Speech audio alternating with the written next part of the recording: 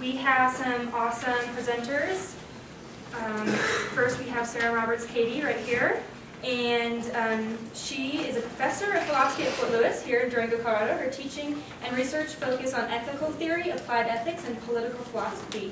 Her work has been featured in the Journal of Social Philosophy, the International Journal of Applied Philosophy, Philosophy Today, and Politics, and the Life Sciences, among other academic journals and books. At the time of this publication, she is immersed in the project of editing an anthology on the work of John Rawls. Her title is, for this presentation, is Exploring Ecoability, Reason and Normalcy in Ableism, Speciesism, and Ecocide. We're going to hold questions until the very end, and I think I'll just introduce the next ones right before they present. So cool, thank you. Okay, great. Thanks so much for having me. Is this microphone about right? Does that sound right to you? Okay, great. Thanks. So last spring, my colleague Anthony Nicella approached me about writing a paper on ecoability, which is a term I believe he coined, which stands for, it's a field of study examining the connections between injustices faced by people with disabilities, non-human animals, and the environment. And he is interested in exploring these, and many of his colleagues now. And he's putting together a collection, and he said, Sarah, you should be thinking about this too, right? So he got me thinking about it too. Of course, I come from the field of philosophy, and so when I approach it, what I was interested in was the philosophical underpinnings and ways that we justify these forms of discrimination, and of course the critical analysis of those philosophical underpinnings. So I started with these two concepts, the ways in which philosophers have advocated for prioritizing reason or prioritizing rational beings over non-rational beings, which has played an important role in our discrimination against non-human animals. And then this idea of the tyranny of normalcy and the ways in which we marginalize the non-normal, which has played an important role in our discrimination against people with disabilities. I thought I'll start with those two and see what overlaps we can find, see if there's ways in which all of these operate in all of these different areas. But at the same time, I was super skeptical because I'm worried about us overstating connections between different forms of discrimination and overlooking really important differences that are operating in each of these systems. And so what I ended up doing was sort of looking at, well, where are the connections, and then how do they operate differently, and how do we think about these things differently as well. And so that's what you're going to get from me today. I'm going to start with the reason one. In our ordinary human lives, especially in the United States, we very regularly prioritize human interests over non-human interests. It might be in how we eat, it might be in how we dress, it might be in our medical research. By the way, I did my own illustrations. Can you believe that? Like, they're so professional. And so, we do this kind of prioritizing, and we prioritize pretty trivial human interests over central animal interests. So of course, the trivial interest in the flavor of a hamburger over a veggie burger, right? And it's the life of the cow, right? So how do we even begin to justify favoring our own interests? When I ask my students this question, because I teach a lot of ethics classes and environmental ethics classes, and most of the time I think we don't think about it. I think the general public doesn't. We just do it out of, we've been doing it for a long time. But when I press my students real hard to try to justify their positions on these things, oftentimes the place that they end up at is sort of pointing to some special qualities that humans have that animals don't, that make us maybe more important or more special than these other creatures, and often that special quality is going to be reason or a greater intellectual capacity. This, of course, tracks beautifully with the history of Western philosophy, as Matthew pointed out in the previous panel. Aristotle, we're the rational beings, right? Today I want to talk about one philosopher in particular who has done this. I'm skipping my own sections of my slides, sorry. So how do we do it? We prioritize it by reason, and I'm going to talk a little bit about Kant in particular, because what Kant does when prioritizing reason is very similar, I think, to how a lot of people can currently do it. And in response to prioritizing reason, those who want to advocate on behalf of the non-rational animals or on behalf of anyone often respond by trying to argue that the animals are rational, right? And so you see, you know, a lot of research going, look how smart the dolphins are, and look how smart the elephants are, right? You see a lot of research going on in that area. And I think that's great. I think that's a perfectly great response.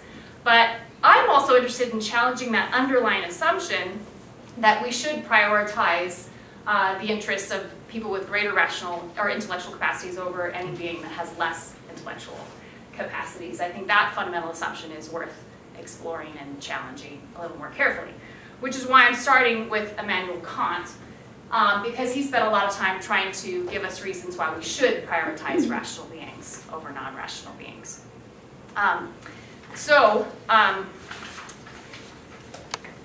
Immanuel Kant ends up being one that animal rights activists love to attack, because he does, more than any other philosopher, say that reason has this really important role to play in ethics. Unfortunately, I think a lot of times we throw out the baby with the bathwater.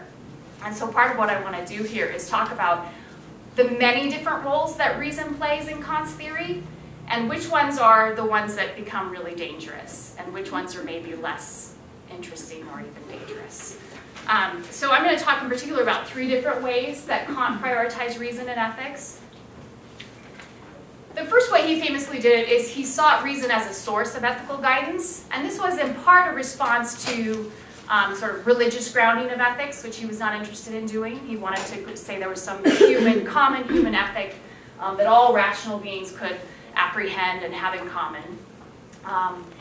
It was also in part a response to not wanting a kind of relativist position about ethics, where you don't want to say, if you ground it out in feelings, he worried, then, you know, if you lacked a feeling of compassion for this other being, then you wouldn't think you have an obligation to them, right? But if you ground it out in reason, if you show that acting ethically just is acting rationally, just turns out that being ethical is being rational, then you would have sort of a foundation that seemed more universal, that any rational being could apprehend we ought to act this way, right? Nowadays, most philosophers are pretty skeptical about him and skeptical that he was successful in grounding out ethics and reason alone.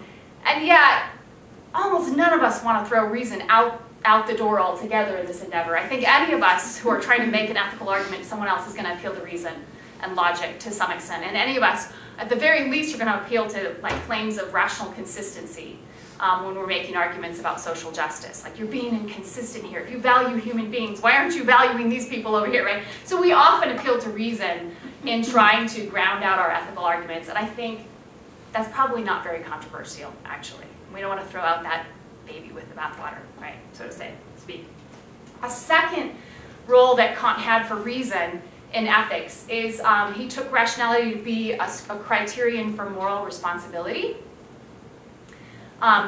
That is, he said, unless you're rational, you can't be held morally responsible for your actions. That is actually not very controversial either. Very few people want to hold an infant child morally responsible in the way that you would an adult. And the reason is that the infant cannot understand or follow moral rules, so it would be ridiculous to expect them to, in fact, abide by them. We, in fact, almost everyone, whatever position you take in animal welfare or animal rights or environmentalism, you're not going to want to say that we hold non-rational beings morally responsible for their behavior in the same way we do rational beings. Again, I just don't think that's very controversial. The controversial step is when you move from there to saying that only rational beings have intrinsic moral value. That is, that you take rationality to be the criterion for those beings to whom we have obligations. And of course, if you take that third step, well, then you are going to end up with a claim like, yeah, it's perfectly appropriate to prioritize human interests over non-human interests.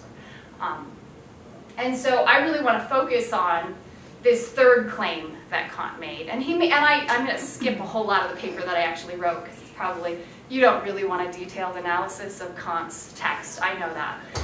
But the short of it is that Kant holds that only rational beings have value for their own sake, and therefore only rational beings do we have direct duties to them.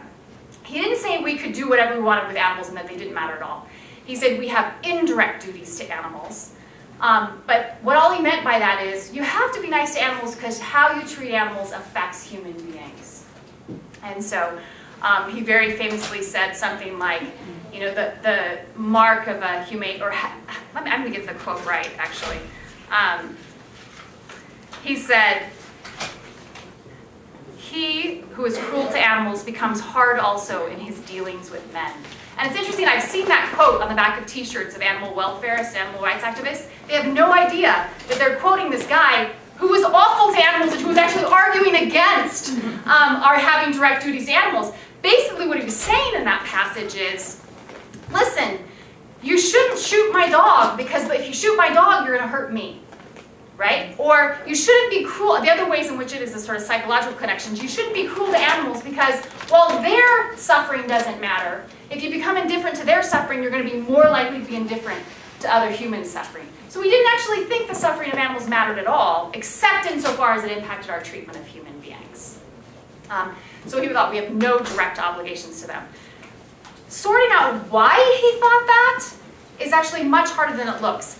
At one level, he sort of just took it to be obvious. And that, of course, might come out of the fact that he was in, you know, writing in the late 1700s in Germany, where it was taken to be obvious, and people didn't think it required an argument to support that claim. But I think if you dig a little bit further, it probably has a lot to do with the fact that he was part of what we call the social contract tradition, which dates back to John Locke, and Hobbes before that. And basically, the social contract tradition, which originally was both a political theory and an ethical theory in Hobbes' hands, what it says is the kind of, well, in the political version, what it says is the only authority that government has over me is that which I consent to, right? And of course, we quote John Locke on this in our Declaration of Independence, where we say, you know, that the authority of the government comes from the consent of the people. It's a central tenet in our own government, the social contract idea. Kant took it to be also an interesting foundation of ethics, where, remember, he's trying to ground out ethics in reason alone, right? And so his idea is that the only kind of moral obligations that we can hold ourselves to legitimately are those which all of us as rational beings could consent to, at least theoretically. And it was meant to be kind of a test against harming other human beings, right? So presumably you have a majority that's harming a minority. One way to argue against that is to say they would never consent to this behavior, right? They wouldn't consent to the rules that you're operating under. But at the same time, that kind of social contract thinking is used to justify excluding animals, because the idea is, well, if you've got a bunch of rational beings deciding on a set of rules they're going to live under, they're going to decide on those rules self-interestedly, and they're only going to have rules that protect themselves as human beings from each other, is the idea. A lot of people hold that position. I think it's sort of questionable on a lot of different grounds. I mean, on one sort of obvious grounds is, if we are entering in a contract self-interestedly and you know anything about ecology, you are going to take into account interests of a lot of other species besides your own, because you're going to recognize our own well-being hinges on the well-being of these other species. But the other way to question it is to argue that what we might rationally consent to isn't just what's in our own self-interest, that it might be rational to want to live under a set of rules that is respectful of other beings besides yourself, for non-self-interested reasons. I'm not going to develop those arguments here. I just want to sort of point it out. First, the kind of philosophical underpinnings of why we would prioritize rational beings, and the fact that they're pretty tenuous. It's not that great of an argument that was made for why we prioritize rational beings. But it's a powerful argument, and it's pretty clear that if you are prioritizing rational beings and you think that non-human animals are not rational, you're going to devalue non-human animals, as Kant did, and in fact many people still do, on the basis of their lacking those special intellectual qualities that we have. So my next question, remember, I'm trying to make this link. Is this helpful then in explaining our discrimination against people with disabilities, and especially cognitive disabilities? And the obvious answer is, well, yeah, right? You know, there's ways in which we devalue people with cognitive disabilities precisely because they lack that special quality that some of the rest of us have, right? And we have lots of evidence that people with cognitive disabilities in the United States face a tremendous amount of disadvantages ranging from, the poverty rates to job rates to susceptibility to abuse, right? And so you can sort of think about, well, our culture devalues people who are not rational, and that explains a lot of it. I think it also explains some discrimination against people with disabilities whose disabilities are not cognitive in nature. And that's because they're perceived to be cognitively inferior. So people will talk down to a person in a wheelchair, presuming them to be less cognitively able, even if they're not, right? Okay, I'm like an eighth of the way through my presentation. I've got 5 minutes. I can do this. I started 10 minutes late, though. Can I have 5? An extra 5? Okay, but what I'm, of course, interested in is also how is it different? And I think it's actually really different. So if you actually look at the arguments, that it ends up being, I'm trying to think of how to go fast. So one of the most interesting arguments that philosophers give against Kant is on the basis that his view would imply that we have to treat non-rational human beings as not having direct duties to them. So people will respond to Kant and they'll go, yeah, but if you hold that non-rational beings are not as important as rational beings, then you're going to have to hold this infant and this cognitively disabled person. And since you don't want to hold that, you shouldn't discriminate against non-human animals on the same basis. And that's held to be a powerful argument. I mean, people on all sides of the spectrum who critique Kant make that argument. And it's only going to be powerful if those who are receiving that argument agree that we should not discriminate against other human beings who lack rationality, right? So that shows you we're thinking differently about these two cases of discrimination. There's also other really practical examples, like, the level of medical research we do on animals in the United States is ridiculously high. So I've got, each year 1.8 million dogs, cats, primates, and pigs and other farm animals are used in research in the US alone. And we don't keep track of the rats and the mice and the birds, but there are a whole bunch more, right? And so we're using all these animals in research. If they don't die in the process, we will humanely kill them afterwards, right? And so it's a pretty serious level of death going on. We certainly don't see that with people with disabilities. In fact, we have lots of extra protections for them. I chair the IRB here at the college. I'm really familiar with the human subjects laws, and there's tons of protections in place. So you ask yourself, why are we treating these two cases of non-rationality different? And I think the only obvious answer is that the priority of rationality is not the only factor at work here. There's intersecting ideologies going on here. And just a couple of examples of them, certainly speciesism is at work here. When I say speciesism, I mean that sort of bare favoring of your own species over another without any rational justification, just favoring of your own. And I think that's clearly going on here. Speciesism is going to work in favor of the cognitively disabled and to the disadvantage of the cognitively, lesser non-human species. And I think capitalism is clearly going to be a force as well. There's so much profit involved in our use of animals that's clearly, and so I guess this is going to be an example. I'm not going to get to the normalcy stuff, but that's okay. This is just sort of an example where we can say, listen, it's really interesting, I think, to look at the intersections of these different forms of discrimination, because you can find commonalities. But I think it's super important to be attentive to those differences too, and I think they have a lot to do with the intersection of a lot of different forms of discrimination and discriminatory ideologies.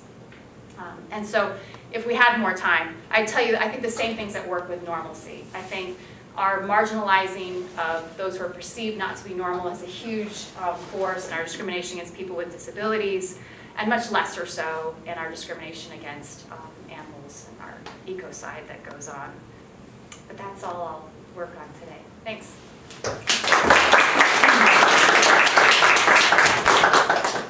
Thank you. Sorry.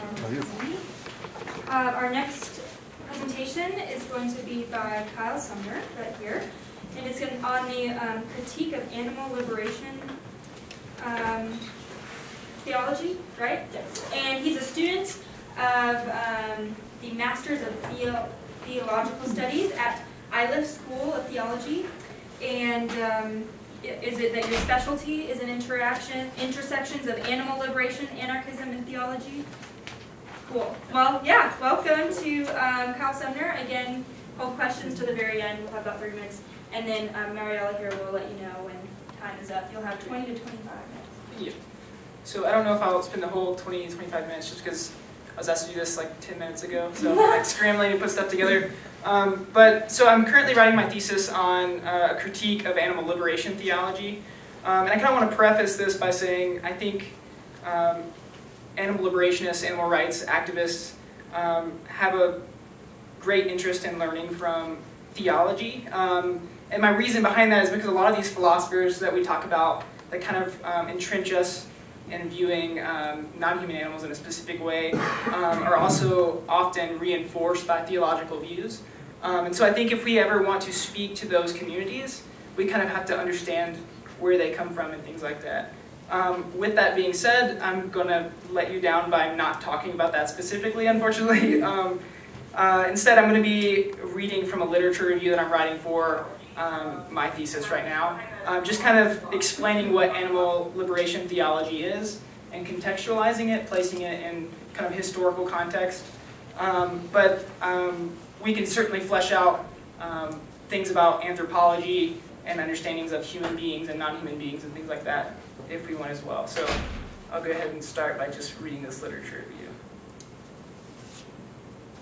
Questions about human beings, or questions about how human beings should interact with the non-human animal world stretches back to ancient Greek philosophy in the 3rd and 4th century, and we can assume that conversations have existed long before that time as well. As a history of the instrumental use of non-human animals for entertainment, food, clothing, and research is well documented, I will not be outlining the history of animal use and exploitation, nor will I outline the many arguments, theological or otherwise, that support the need to care for non-human animals. Instead, I will explain and explore the historical context from which the field of animal theology is situated and bring to light the ways in which animal theologians respond and encourage others to respond to non-human animal exploitation once they have persuaded them to care about non-human animals. So essentially, my interest is in critiquing their ethical reaction to the need to care for animals. So once they've developed the conversation and their argument of why we should care about non-human animals, I'm interested in kind of exploring that and critiquing that. So I'll be defining what animal theology is and show the field of animal theology is influenced by and situated within the larger framework of liberation theology. And I will compare and contrast the animal theology movement with the contemporary animal rights movement in an attempt to show the ways in which critiques of the contemporary animal rights movement also may apply to animal theology as well. So the first section is liberation theology. Andrew Lindsay, one of the most prominent figures within and arguably the founder of what I'm calling the animal theology movement, suggests that animal theology follows on the heels of black liberation theology, feminist theology, and other similar theological approaches that are rooted in the tradition of liberation theology. Because of its roots in the tradition of liberation theology, I find it necessary to briefly outline what liberation theology is and attempt to better understand the context from which animal theology arises. Liberation theology is a collective term that is used to refer to a theological perspective that focuses on the need for one's theological perspective to be rooted in the experience of the poor and the oppressed.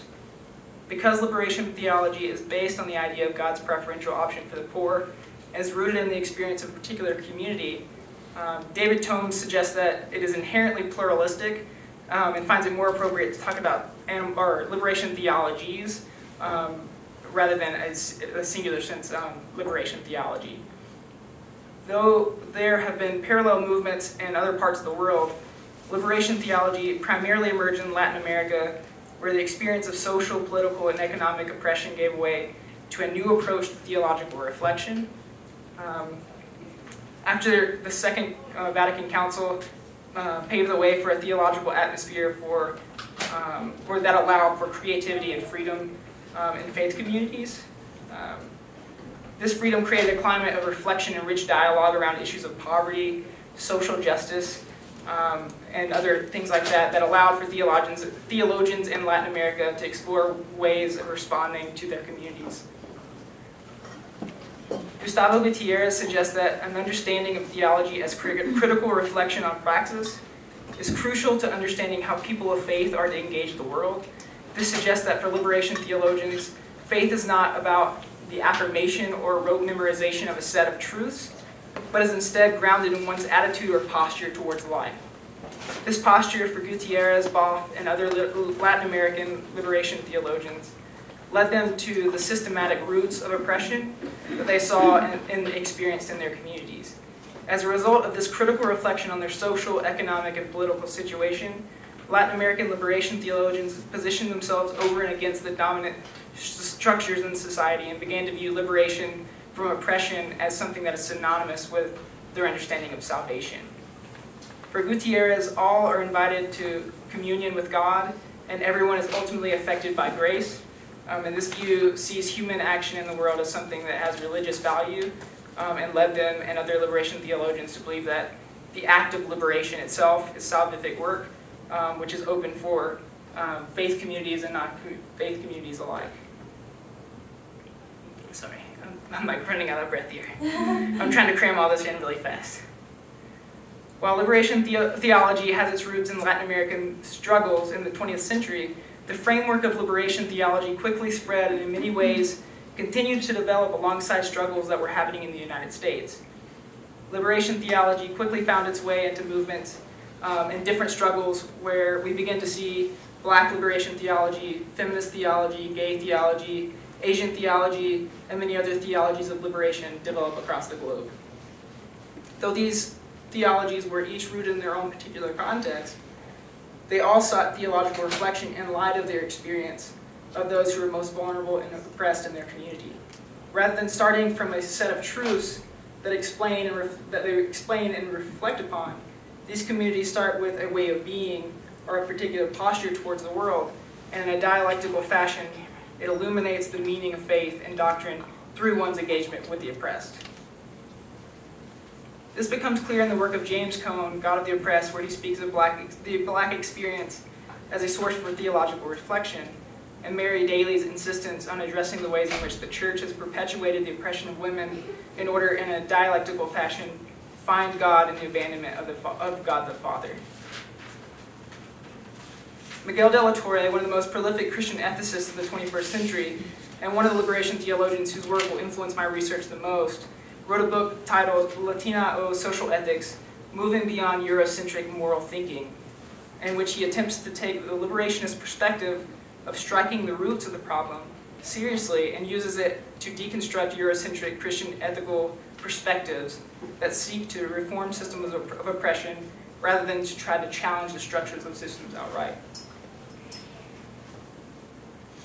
As a liberation theologian, for Dr. de la Torre, liberal Christian ethicists put too much hope in a system that thrives on domination and oppression of minorities, especially the Latinx population, and they ultimately remain complicit with the structures of empire. In this book, as well as in his book, The Politics of Jesus, a Hispanic political theology, he constructs an ethics of pedagogia, which stems from this hopelessness that he finds of the oppressed experience. This ethical approach that he outlines suggests that one must challenge empire and disrupt the status quo if there is to be any hope for liberation of the Latinx people. Animal theology. How am I doing with time? Okay. While questions about how one is to relate to the non-human world have been asked throughout the centuries, due to the often implied answer that humans are superior to the non-human world, very little work has been done from a Christian perspective on the moral status of non-human animals. In 1824, Reverend Arthur Broom in many ways broke the silence when he wrote the first document of the SPCA, later becoming the RSPCA, in which he argued that animal abuse was incompatible with Christianity. This rooted the RSPCA in the Christian faith, as they believed caring for non-human animals to be congruent with Christian principles. In 1967, Andrew Lindsay wrote the first modern work on the status of animals from a Christian perspective titled Animal Rights, a Christian Assessment of Man's Treatment of Animals. In this book, he proposed the idea of sentiency as opposed to the ownership of a soul as the basis for one's moral concern for non-human animals. While this did not change the outlook that Christians have towards non-human animals immediately, his contribution to the field of animal ethics from a faith perspective significantly changed much of what had been assumed up until this point. his work inevitably shifted the conversation about how people of faith are to interact with non-human animals to a more rights-based approach that paralleled the progression of the contemporary animal rights movement. Continuing his research in animal ethics, in 1995, Lindsay's book Animal Theology sought to locate the discourse of Christian animal ethics within the broader tradition of liberation theology. Much like black theology, feminist theology, queer theology, etc., for Lindsay, animal theology was to reflect the claim that God was on the side of the oppressed.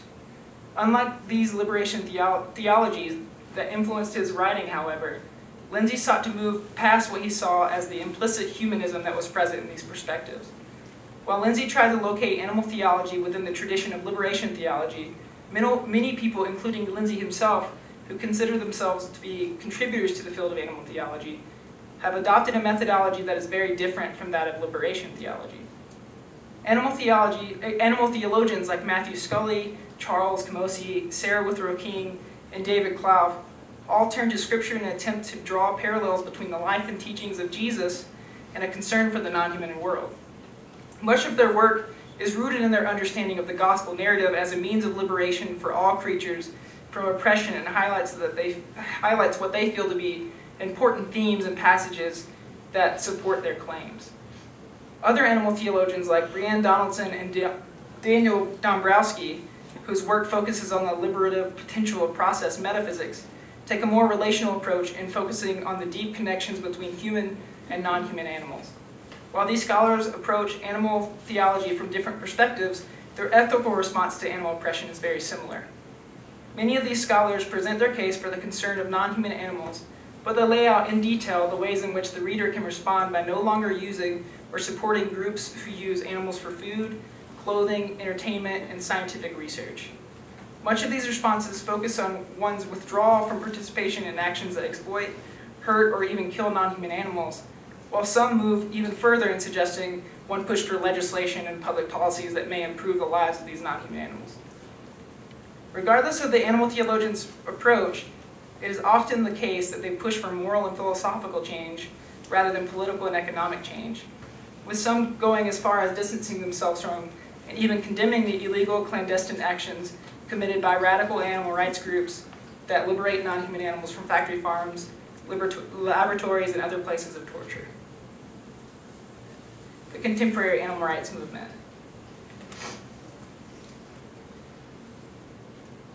While the animal rights movement has its roots in many of the same figures of the ancient world that animal theology does, the origins of what we know as the contemporary animal rights movement is somewhat debated.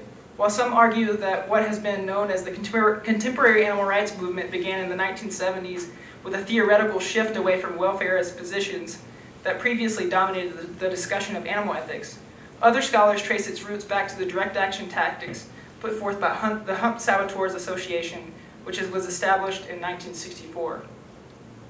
Bullen tells us that the Hunt Saboteurs Association was founded by John Prestige in Brixham, England in 1964, when a group of activists began participating in direct action by putting their bodies on the line in order to stop hunting practices.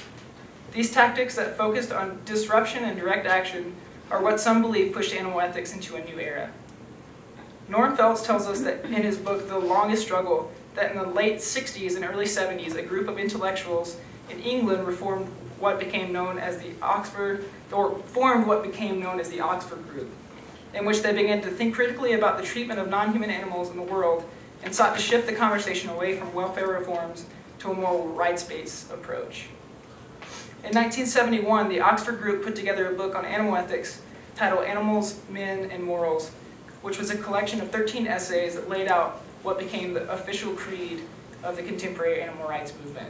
And just for the sake of time, I'm going to skip a little bit of this, because I'm sure that some of you already know this stuff. The Oxford Group began to dissipate and kind of fell out. And in that time, there was a rise in more militant actions by the Band of Mercy. And Peter Singer published his book, Animal Liberation, in 1975, which laid out a utilitarian ethic that included non-human animals and popularized the term speciesism, which was coined by Richard Ryder, which compared the discrimination of non-human animals to the discrimination of human beings. In 1976, Ronnie Lee and other members of the Band of Mercy formed the Animal Liberation Front after being released from prison after participating in a raid on Oxford laboratory animal colonies. As the contemporary animal rights movement grew, however, militant clandestine actions taken by groups like the ALF began to take away from the persuasiveness of the animal rights movement. Scholars, academics, and organizations that were working within the field of animal ethics began to distance themselves from radical animal rights activists and their tactics. Steve Best and others tell us that the animal rights movement in the early 80s was largely influenced by abolitionist goals and quickly faded due to corruption, opportunism, and bureaucracy. While mainstream organizations like People for the Ethical Treatment of Animals, the Humane Society, the Royal Society of Prevention of Cruelty to Animals were gaining recognition and were trying to push laws and legislation that would help to protect non-human animals, the ALF and other clandestine groups were liberating animals from factory farms and research centers and were committing acts of economic sabotage that sought to challenge the status quo. These people tell us that these large organizations began to work with, rather than against, animal exploitation industries in order to regulate them and to help pass legislation. While many of these organizations differ from the welfare position that they advocate veganism and the total divestment of one's use of non-human animals, they suggest that the contemporary animal rights movement and the animal welfareist tradition accept the legitimacy of capitalist, economic, political, and legal institutions and rarely possess the larger social, political, economic context required to understand the inherently exploitative logic of capital and the structural relationship between market and state. While the contemporary animal rights movement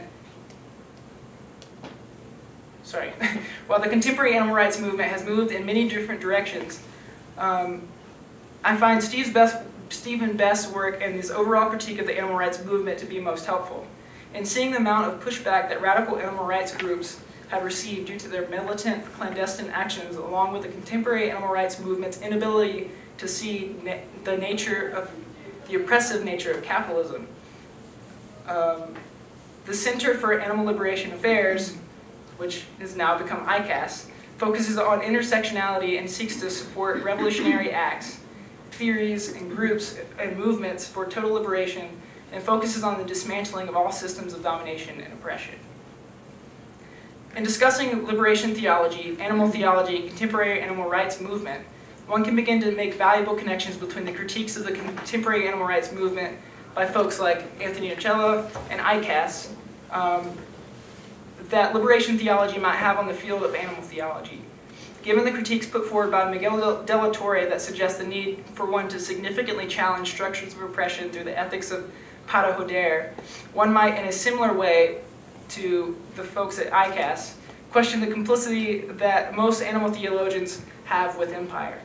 Given that Lindsay has already attempted to place the field of animal theology within the larger context of liberation theology, as a reflection on praxis that is rooted in a service to the oppressed, this might suggest that animal theology would indeed be more liberative if their theories were rooted in the activism that attacks the structures of oppression that maintain human supremacy and speciesism, rather than seeking to reform them.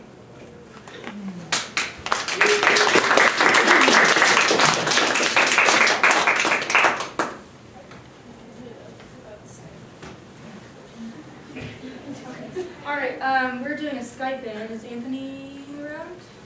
Right there. Yeah, I should hear you, but I'm going to plug you on. All right, so we're doing a Skype in with a woman named Amber E. George from Cornell University. Dr. George is an educator, social justice advocate, and artist, currently teaching courses in ethical and social philosophy at SUNY Portland, Lemoyne College, and Misericordia University. She received her doctorate in philosophy from Birmingham University in 2007. Her dissertation, Interpreting Dislocation, Gathering a Sense of Belonging, employs various visual and poetic metaphors to analyze oppression based on race, gender, and disability. Themes of her work center on challenging the systemic nature of oppression as it materializes in various cultural situations. Her life and work celebrates a kind of belonging for humans, non-human beings, and nature with the hopes of achieving social justice. Her topic is Pride or Prejudice, exploring issues of queerness, Speciesism and Disability in Warner Brothers Looney Tunes. So let's welcome Amber, hopefully on Skype.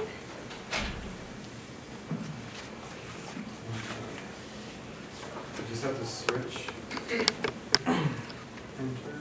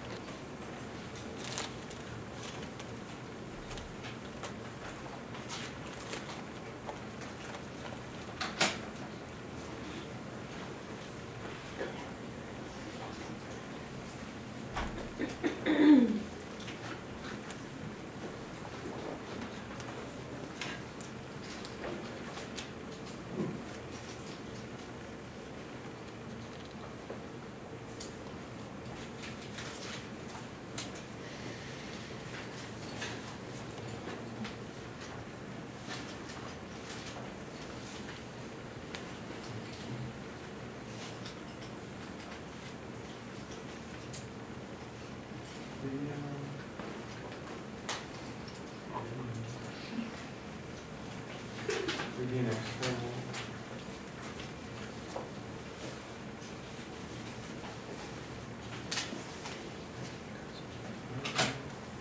Source.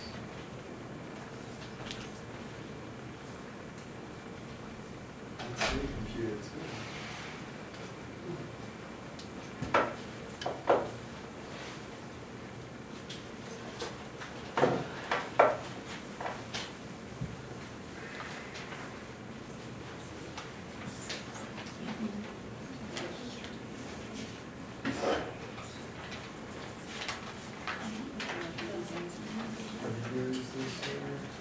Did you try all the different?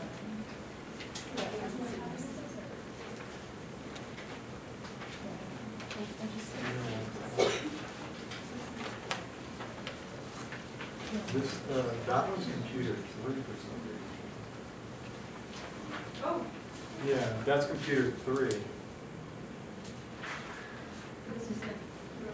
Mm-hmm.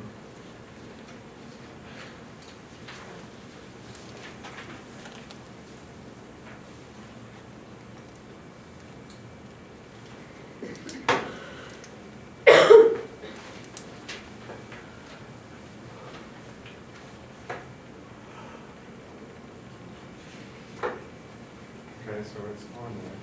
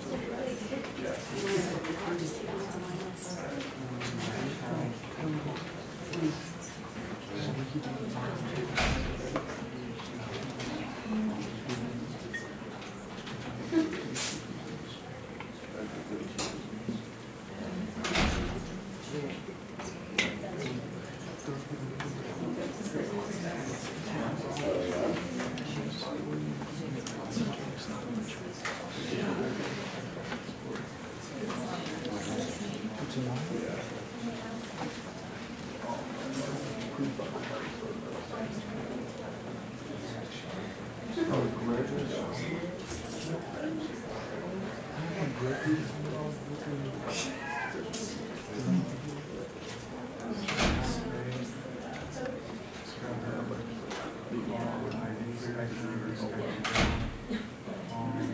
that like a live stream? Yeah. Does anybody know how to use it? I'm using it on my. I just came from the west. I just figured out. You need to just download the program. It took me a minute. Okay, just. It sounded like a dog.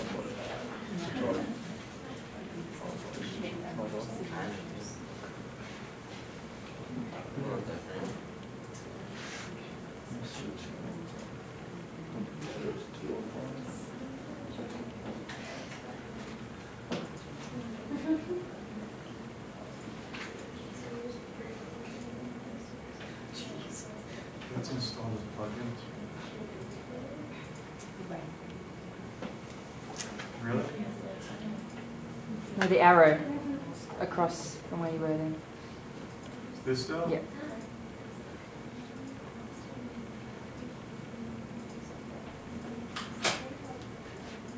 Could you FaceTime on Facebook? Yeah, we could do that, right?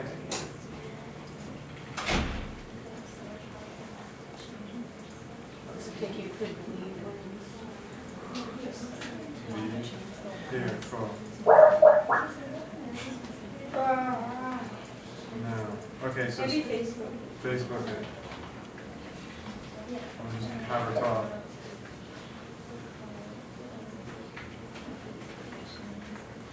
Amber?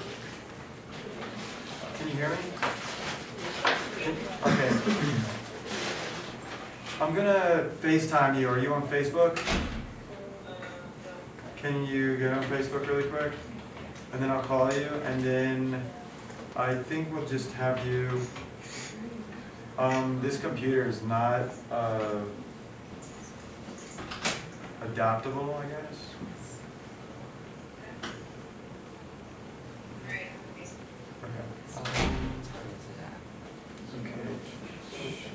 So, okay, can you, are you on,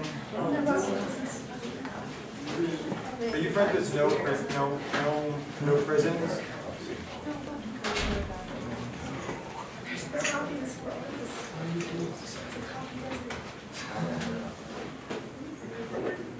Okay, cool.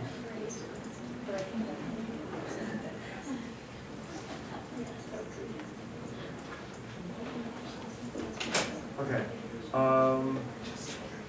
What is it? Amber?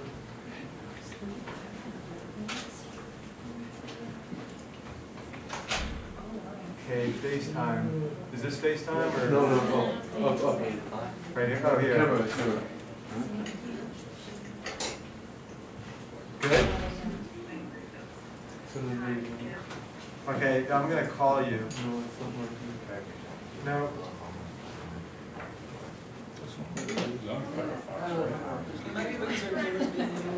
Okay, can you, turn off the camera? We're gonna end Skype.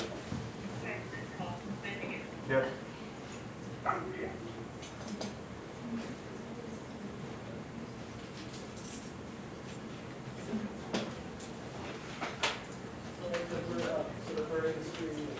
There we go.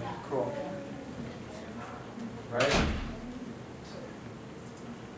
Well, Just got an update on Technology 101. because I wonder if that computer doesn't have a camera Oh, or a microphone. And that's why. Can you just put your phone, Or just the up call to the button. microphone and put her PowerPoint up? Or the call button next to the camera. Try that. Okay, yeah, do that. That sounds good. Send me your PowerPoint. But Anthony, try that the phone one. Maybe that one we went over. Yeah, that might work. It Maybe. just might not have a microphone though either. So. You could do any You phone might up need to to go to that. your settings, Anthony. What's up?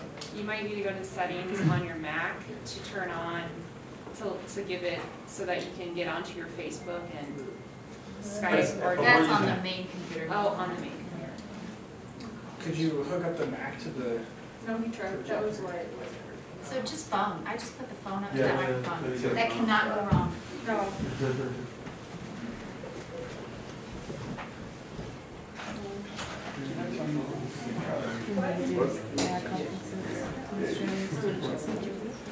Like the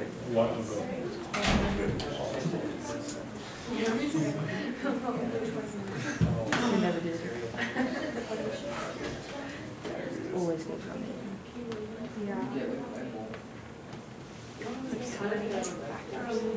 And did you want to let her know to be done at 3:20? Yep. That costs like $10. She can't see her slides. So actually, you don't have to come just by Skype. What?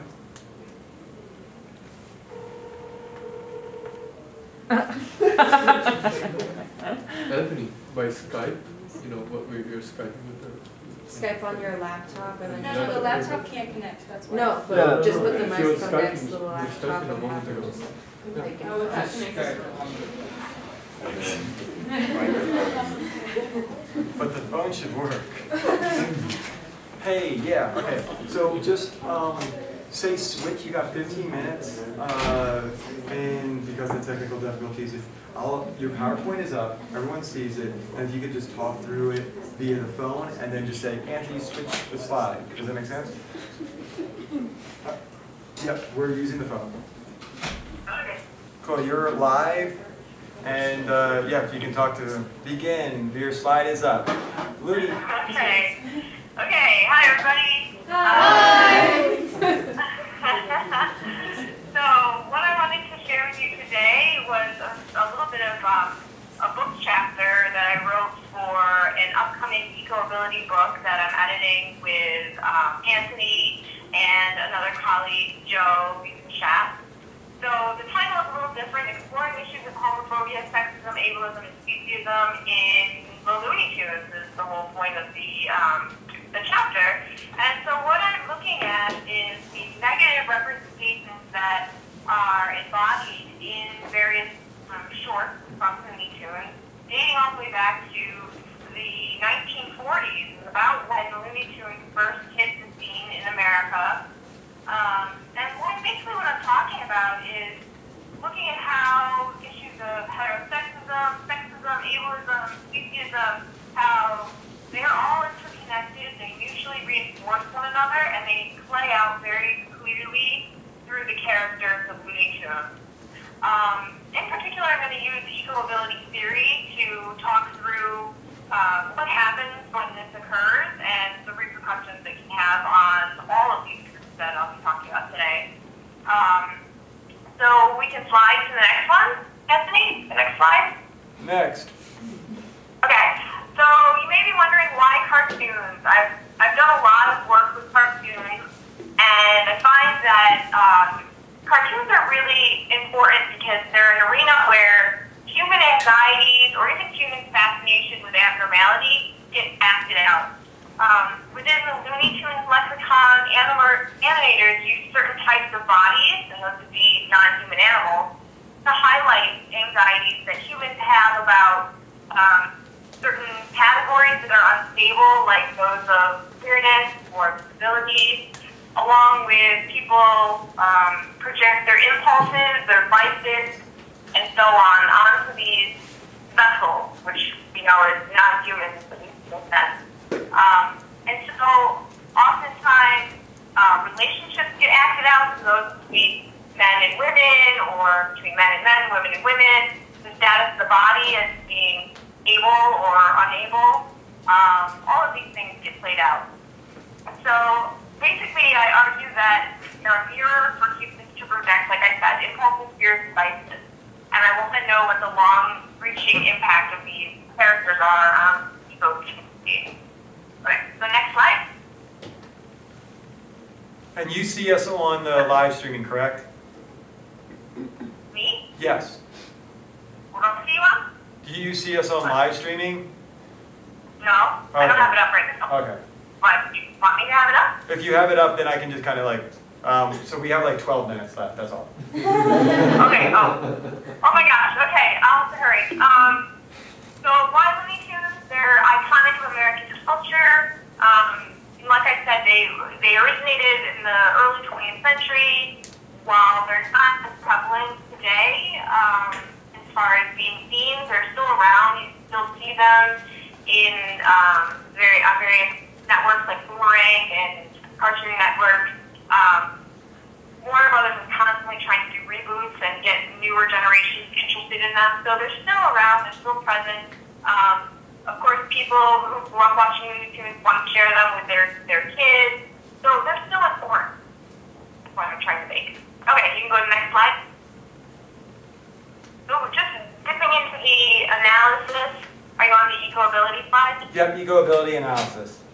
Okay, so chose eco-ability because it's a very useful philosophy that combines disciplines to inspire greater collaboration among groups, to dismantle oppression and refashion often isolated strands of activist measures. So we argue with eco-ability that each of these struggles, whether it's against heteronormativity or against able-bodied privilege, they all can work together by mutually reinforcing one another. So while it may seem like these types of arguments are disparate or not, don't share common things too, LGBTQIA groups, along with people with disabilities and non-humans, are often misused language through objectification and metaphor. So they share experiences, although they have also different and unique experiences as well. So using eco-ability, we can go into talking about this. You should go to the next slide. Okay. Talk about sexuality and gender in particular in the Looney Tunes. So what you see in many of the examples, which I would share if I had more time, but we don't, is a lot of the characters engage in cross-dressing behavior. You see instances of domestic violence. You see sexual harassment is prevalent, along with characters trying to reenact gender roles or rigid. And what happens is that animators use countless ways of modeling and acting upon same-sex desire, in particular, without expressing the lesbian identities. The way they do this is by having gender and sexually ambiguous characters, and it's always to generate laughs at their expense. So, in certain ones, you'll see where animators play on sissy and effeminate stereotypes. Characters like Pepe Le Pew, Porky Pig, and Daffy Duck are often used as well, and it's basically inappropriate. It's all for comic relief. And basically, by doing this, characters are used to include queerness in the subtext of the story, usually to symbolize characters' any evilness or sadism. And it also supports a message that conflates mental illness with queerness. And so one of my major research questions, if we go on to the next slide, I know I'm going really fast, but I want to make sure I get everything. One of my major research questions was whether the Looney Tunes, their usage of, in particular, like cross-dressing, whether that's done to be subversive of the status quo, or if it's done to be liberatory. Take pride in the fact that it's Bugs Bunny, it was gender bending long before it became something that was on the radar for people to think of and talk about.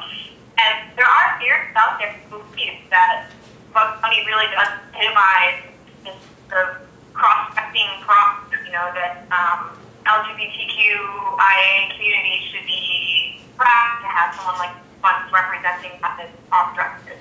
But I argue that it's not the case at all. In fact, that these cultural icons were created during a time when homophobia was rampant, and along with sexism and ableism, and it's still the case to this day that there's malicious binary that reinforce privilege and continue to oppress those. So Switch. Moving along, yes. How many minutes do I have? Disrupting heteronormativity. Okay, great. So, next slide.